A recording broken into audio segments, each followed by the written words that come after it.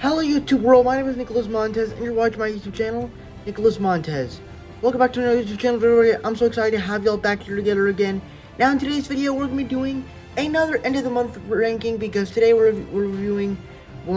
ranking all 8 new releases of May 2022 that I saw from the worst to the best. Let's go ahead and get started ranking all 8 of these movies.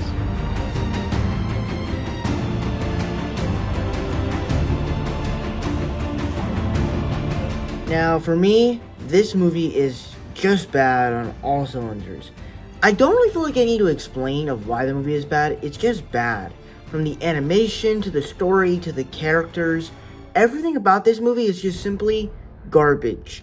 The only good thing about it is that they add J.K. Simmons and at least a little cameo of a voice performance from Brian Hull. But even then, they can't even save the movie.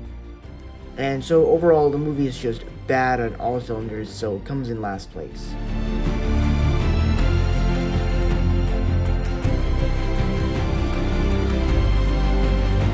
Now, The Valet honestly was just like a boring movie.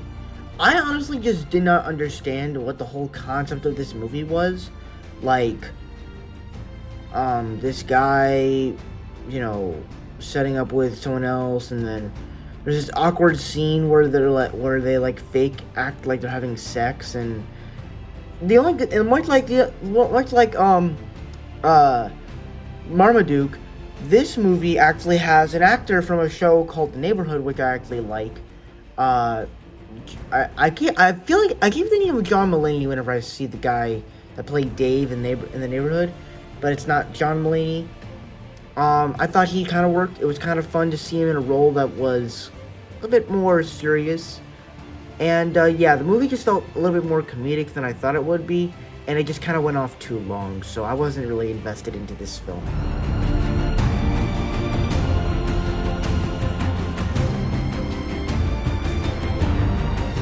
Now, to me, I found this to be a okay little romance movie about,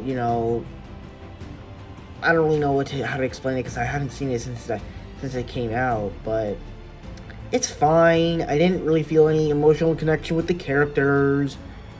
It was honestly just a okay movie. Just not the best, but okay.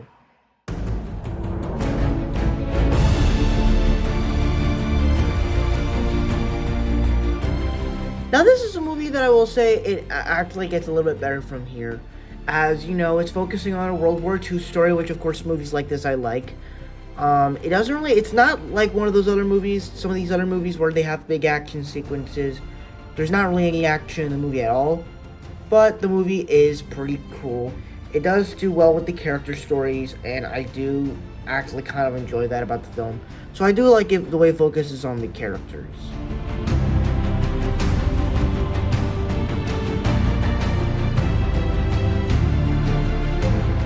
Now, this is a movie that, when they first announced that it was coming out on Disney Plus, I was like, how are they going to make a Chip and Dale movie when literally the two characters literally sound like cartoon characters? When they literally sound like Alvin and the Chipmunks.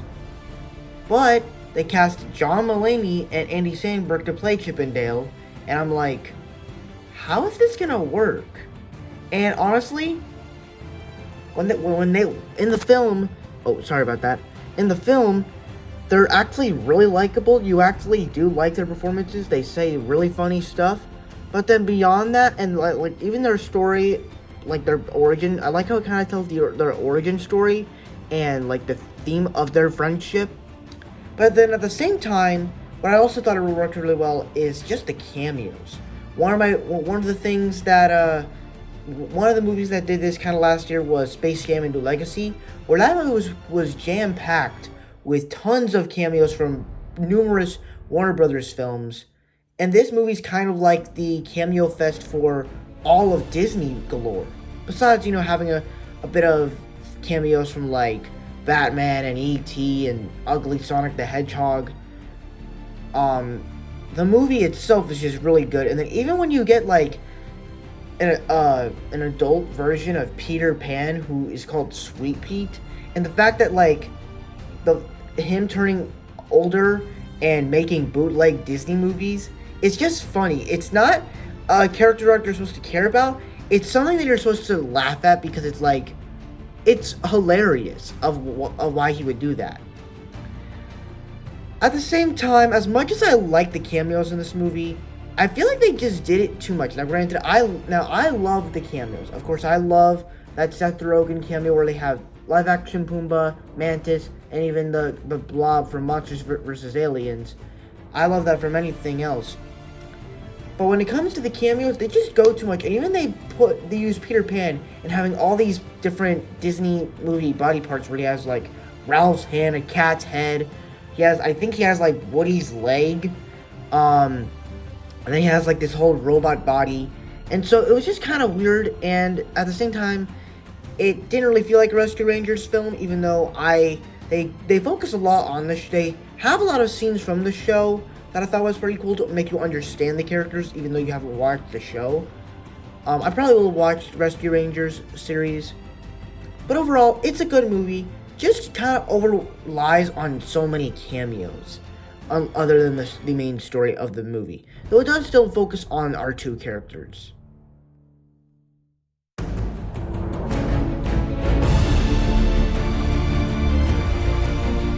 Now, if you guys know me, when I first heard about that they were making a Disney Plus original film called Sneakerella, where basically, instead of having a glass slipper, it's a sneaker. And even I didn't really want to watch the trailers because I knew this movie was gonna be bad. And if I'm being honest, the movie's actually pretty good. As it first off, it's not just a Cinderella story.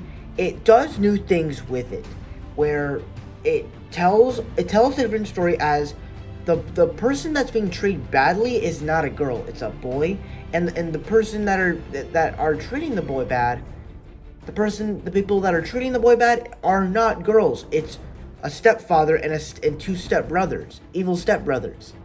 And likewise, the location is very different, as it takes place in New York City, in Queens, which we've seen multiple times in other movies.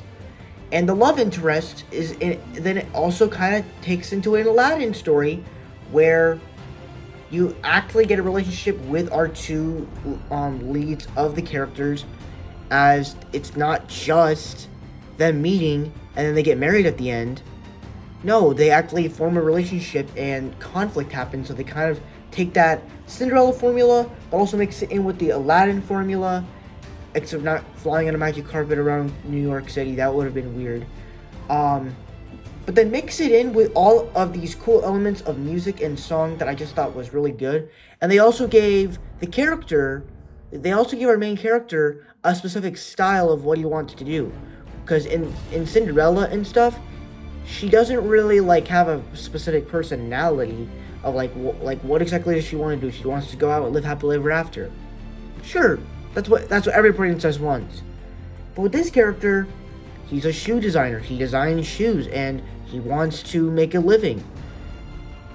And so I thought this film was really well done. The shoe store stuff I never really understood, but overall the movie was just an absolute surprise for me.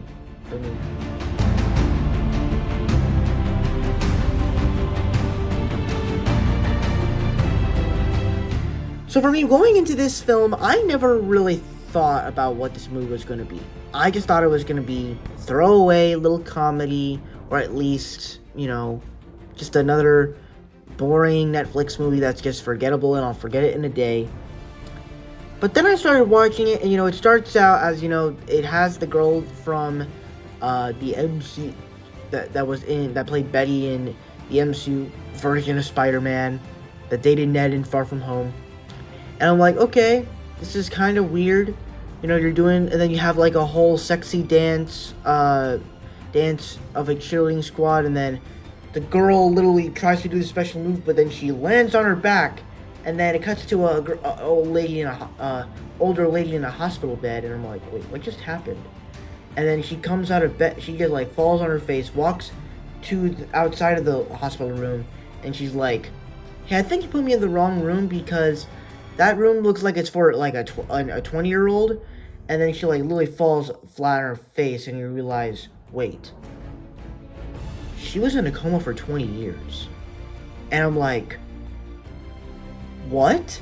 And for most people, they would be like, I knew this was coming. For me, I didn't see that coming. Now that I think about it, I probably could have pieced it together, but yeah. But I think the way that the story continues, as it sees how high school can change over time, where there's no more prom kings, there's no more prom king and queen, there's no more like the sexy dances of the cheerleaders anymore, of the cheerleading squads and stuff. And it's kind of interesting, and you get all these likable characters. Rebel Wilson is also very likable in this older version of a 17-year-old. It's just very funny. And even though some of the other characters get awesome moments, Tiffany is definitely like Karen at certain points in time, which I love. And it creates that rivalry between them two. I guess, and it just creates a movie that I was so surprised with. And that's the thing. Sneakerella and Senior Year were probably some of the most surprising films I've seen all year. That's my thing. These were the two most surprising movies I've seen all year, along with Turning Red, and probably The Adam Project too. So yeah, I guess the only flaws I have with this movie is when it gets into like the theaters, when they're going to watch a movie in the theater, and like they're like making a porno in the movie theater, like not making a porno, but like they're making sounds of like doing one, and I'm like, this is just, oh my god, like you're going too much at it. You're just going too much at it. But overall, the movie is really good, and I actually really liked it.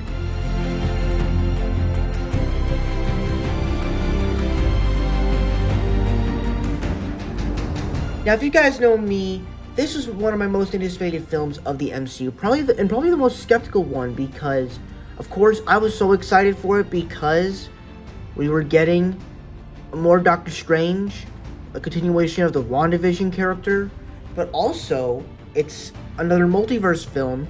And if Spider-Man No Way Home was the multiverse film for live-action Spider-Man movies, this was the multiverse movie for every live-action Marvel hero to appear in past films, or even in like made-up versions or other variants. And you know, that's not technically what the film was, but at the same time, what made this film work so well was Sam Raimi. His style. Now, granted, I've only seen Love of the Game, that Kevin Costner baseball movie, and Tobey Maguire's Spider-Man films. Those are the only films of Sam Raimi that I've seen. But after watching the reviews and seeing people talk about Sam Raimi's style and what he can do from like Spider-Man and Evil Dead to it makes the movie very unique, as like you have certain scenes like in the octopus fight, you have like the eye being popped out, or even like certain fights where like Black Bolt's head just gets popped, or even like some of the, like when the Illuminati gets killed by Wanda, or even the music note fight with Doctor Strange and Sinister Strange. All of that is really good, and the style of the way he did it with the special effects and the action sequences and all these little cool things, it just did it really well, and the horror effects were also really on point too. But then also, of course, America Chavez was a great thing. The stuff that they did with Wanda was absolutely amazing, and once again, the score from Danny Elfman is also amazing. But I think the real thing I loved about this movie was the way they actually gave Doctor Strange a character up. Now, you know, going into this movie, I wasn't really expecting something from Doctor Strange, because I was kind of wondering, Spider-Man No Way Home did great with, the cameo stuff, but they also did great with telling a great Spider-Man story. So, if they're going to be able to do the cameo stuff, how are they going to handle the character of Doctor Strange if he's basically dealing with the entire multiverse? And they actually find a way to do that where the multiverse stuff is basically him going and exploring different Doctor Stranges. Like, we get Defender Strange, who died in the beginning. We got Sinister Strange, who basically was a perverted person, who was the evil Strange. We have Supreme Strange, who who used Dark Lord to defeat Thanos, who tried to use Dark Lord to defeat Thanos. And so I like that it has all these different Doctor Stranges and it focused in on that. And granted, it's not like Spider-Man where they all work together to save the multiverse. Some of them are actually bad. But the theme, I like that they focus on the theme of the movie where the biggest threat to the multiverse is Doctor Strange because he's so arrogant and he makes bad choices. And I like the way they actually explored that, like, even with the Infinity War plotline. He saw 14,605 outcomes, and there was only one where they won. Maybe there could be another way, and I like that. So yeah. I really like this movie. I guess you could say that the Cameo Fest stuff, I wish there was more of it. I really wish. But though, I do feel like they're probably saving it for, like, a Secret Wars plotline. Who knows? But I want that. I want those characters to be back. I have a feeling there's a way we can still get it. But overall, that's my ranking of all 8 new releases of May of 2022. Thank you guys so much for watching. I hope you enjoyed. Don't forget to like, comment, and subscribe. All my social media stuff is in the About section over there. And I'll see you guys in the next video. Bye-bye.